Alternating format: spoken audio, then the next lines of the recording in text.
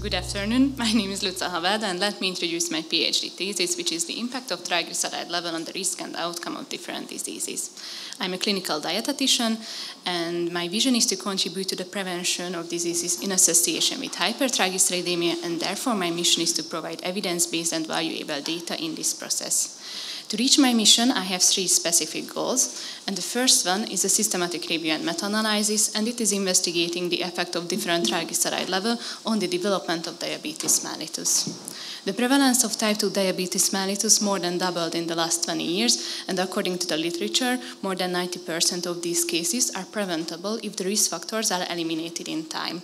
Hypertriglyceridemia can be a potential but modifiable risk factor of diabetes mellitus, and although the association between these two diseases is highly investigated, whether there is a dose dependency is still not clear. Based on the guidelines, triglyceride levels fell into three main categories. This is the normal, the borderline, and the high. The relationship between these two diseases is also quite important, given that the prevalence rate of hypertriglyceridemia is also quite high. It can affect almost 1/3 of the population. Therefore, our aim was to investigate the dose-dependent effect of hypertriglyceridemia on the development of diabetes mellitus. Our question was, does hypertriglyceridemia dose-dependently contribute to the development of diabetes mellitus? And we have investigated adult population with different triglyceride level, and our outcome of interest was the development of diabetes mellitus. According to our hypothesis, hypertriglyceridemia is a dose-dependent risk factor of diabetes mellitus. We conducted our systematic search in three main databases, and after the careful selection process and with the help of the reference chaser, we were able to include 145 articles into our final analysis. As I earlier mentioned, the outcome of interest was the development of diabetes mellitus, and we investigated different triglyceride-related factors. I'm still waiting for some of the results, but let me show you what I have so far. In this case, we investigated the hazard ratio for incidence diabetes with different baseline triglyceride level. In the first case, we investigated patients with hypertriglyceridemia compared to patients without hypertriglyceridemia at baseline, and we found that those patients who had hypertriglyceridemia had a 73% higher chance of the development of diabetes mellitus. But we were curious about the dose dependency, so we have investigated it further with different triglyceride levels. And as you can see, we reached the highest hazard ratio in that case when the patient had high triglyceride level. In this case, the hazard ratio was 1.84. All of these results are statistically significant and clinically relevant, and it suggests us that hypertriglyceridemia is a dose-dependent risk factor of diabetes mellitus. We also investigated the mean differences in the baseline triglyceride level, and the pooled mean difference was 0.46, which suggests that those patients who developed diabetes mellitus during the follow-up had almost 1/2 millimole per liter higher triglyceride level at baseline. It was also statistically significant. We also investigated the hypertriglyceridemic waist phenotype. In this case, we see whether the patient has elevated triglyceride level or elevated waist circumference, or both of the factors were elevated.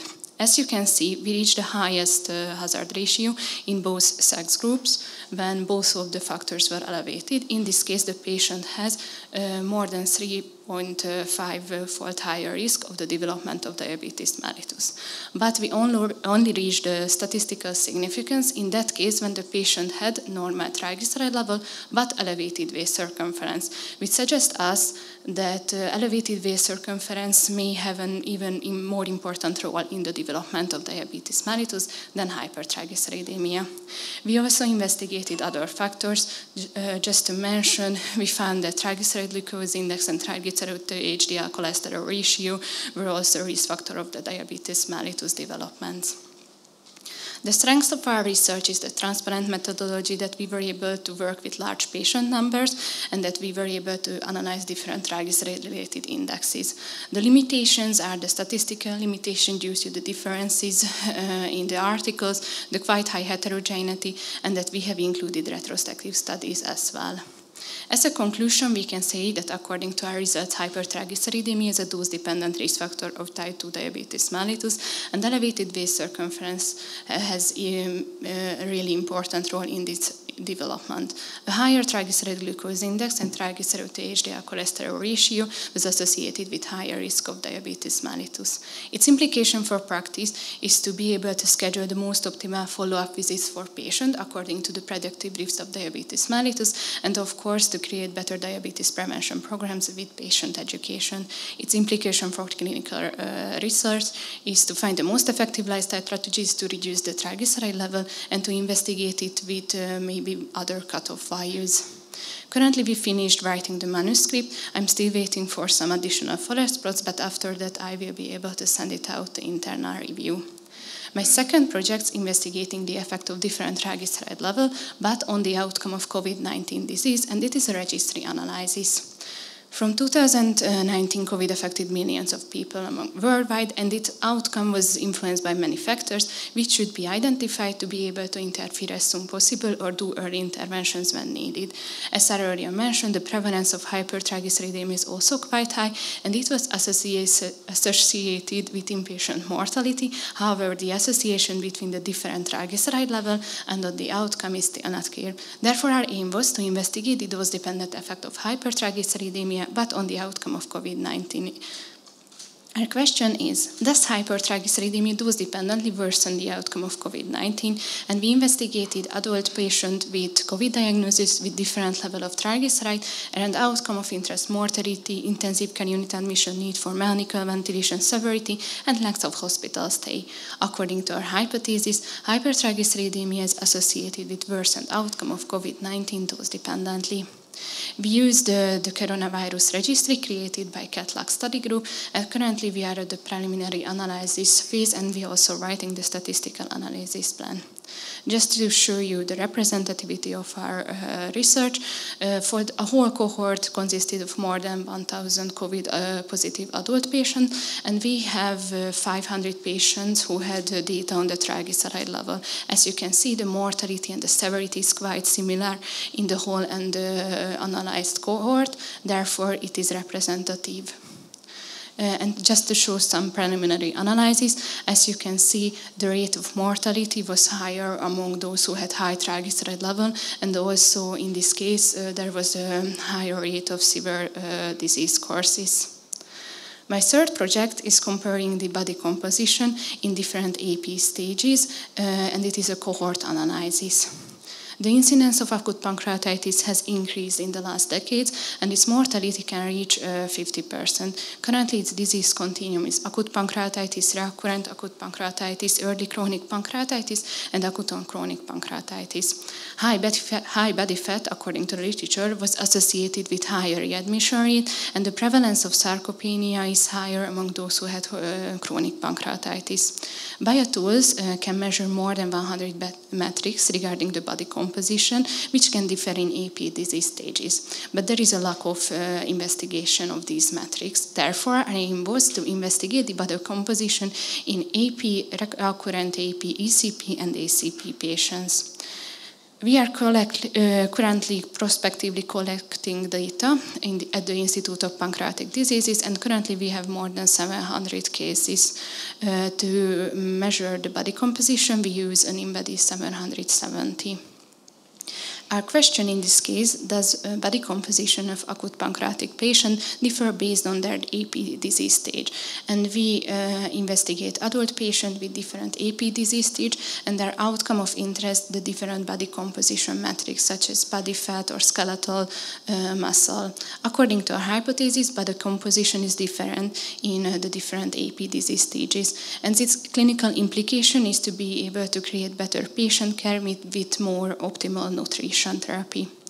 As a preliminary results, I can show you the distribution of AP disease stage according to the body fat percentage status. And as you can see, in those cases when the patient had lower body fat percentages, there was a higher rate of chronic pancreatic disease stages such as ECP and ACP. As a summary, I have 3 ongoing projects, and I would like to submit all of them during this year, hopefully. Thank you for your attention, and always remember Hippocrates' wise words: leave your drugs in the chemist spot if you can cure the patient with food. Thank you. Congratulations for these interesting studies. Do you have any question from the floor? Relating to the first study, do you think that is there any causal relationship between hypertriglyceridemia and diabetes mellitus? Because for me it seems to be coexistent, because both of them part of the metabolic syndrome.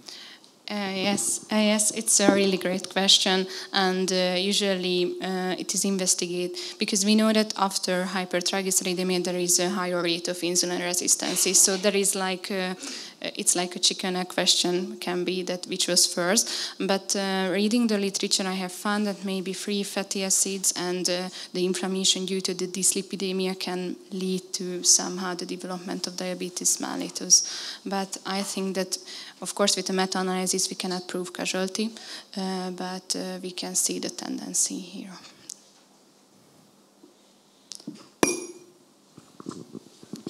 I have a question also for the same topic.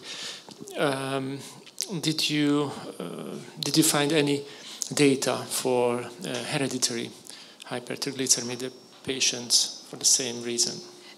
Yes, but we have excluded those studies when the patient had hereditary hypertriglyceridemia. Of course, we cannot be sure that in the analyzed cohort there weren't any patients with hereditary, but those studies were just focused on hereditary hypertriglyceridemia was excluded during our search.